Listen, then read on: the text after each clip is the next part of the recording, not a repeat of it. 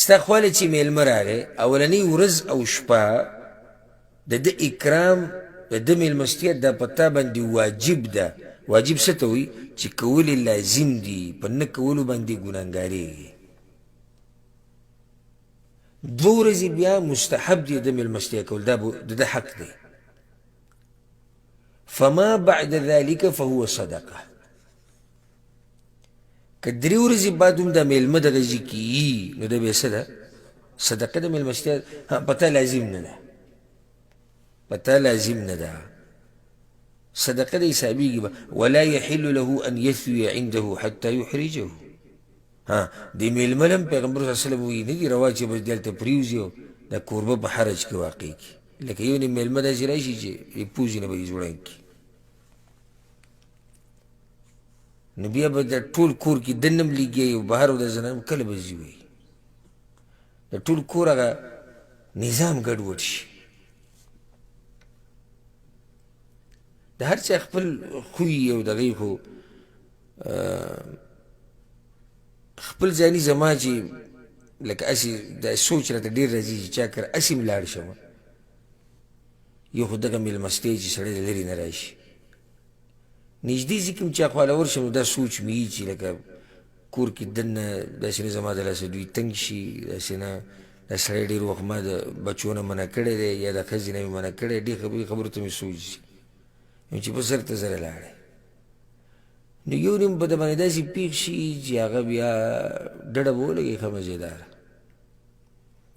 د بعضو هېڅ پروا نه وي، که دې هفته دوه هفتې درې هفتې پروت وي نو هم څه خبره نشته، ښه مزېدار پروت وي، هېڅ شوچ یې نشته چې دا سړی به کار له ځي یا دی به د خپلې ښځې سره میلاوېږي یا دا بچي چېرته په چکر به دی وباسي یا به چېرته دوی خپل ګپ شپ لګوي. نه صحیح ده. اوس میلمه راغی د لرې نه څو ورځو پورې پاتې کېږي او کوربه ورته خوشحاله موږ دا نه وایو چې لکه دا کار حرام دی، حرام ورته ما نه دي ویلي، هسې یوه خبره کومه چې که ضرورت نه وي نو بیا مه پاتې کېږه. یو خو ضرورت دی، لکه یو سړی نوي داسې علاقې ته لاړ چې هلته د اوسېدو ځایونه نشتي او هلته دی څوک نه پېژني او همدغه یو کس پېژني د هغه سره یو څو ورځې پروت دی، هېڅ خبره نه ده. خو موږ دا وایو چې ضرورت نه وي او سړی خپل ځای ته راواپس کېدی شي او یا ځان له څه طریقه روانولی شي نو بیا کوربه تنګول نه دي په کار. درې ورځې پورې صحیح دی. دلته بله مسله ده، لکه بعض وروڼه او خویندې اوس په دې دغه کې شي چې یاره دا خو مسله ډېره ګرانه شوه ځکه چې شپه ورځ لازم دي، بس دا کوم چې دا خرچې مرچې نه کوي دوی به کله د یو کار راشي کله د بل کار، یو چې شپه ورځ خو هسې لازم ده او دوه ورځې مستحب دي، درې خو راغلې او بس میاشت کې پوره راوند لګوه په خپلو خپلوانو. مسله ټوله دغه شوه اسانه شوه. نه دلته دا خبره ده کوم میلمه دی دا کوم میلمه دی چې دا میلمستیا لازمه ده، هغه میلمه دی چې دی مسافر وي د بهر نه راغلی. اوس کلي کې دننه 2 میټر اخوا لاړې او سړي ته وایي تاسو کره میلمه یم، دغه میلمه ته نه دی مراد. یا ښار کې دننه کسان اوسي دا نه، دغه میلمه چې کوم دی ده ته مار ویلی کېږي، تېرېدونکی څه وخت دپاره راغی، د ده چې څومره اکرام کولی شي ویې که وختي طور راغی، د روټۍ ټیم دی روټۍ به درواله، د اسکاک ټیم دی څه اسکاک پې وکړه، چای پې وڅښه، کښېنوه ګپ شپ ولوه. خو دغه د ده لپاره نه دي چې شپه ورځ د ده میلمستیا لازم دی او 2 ورځې مستحب دی.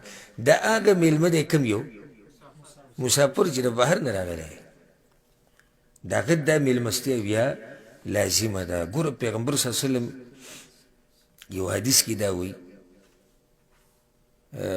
عقبه بن عامر حدیث ته امام بخاري راوړی، امام مسلم هم راوړی دی.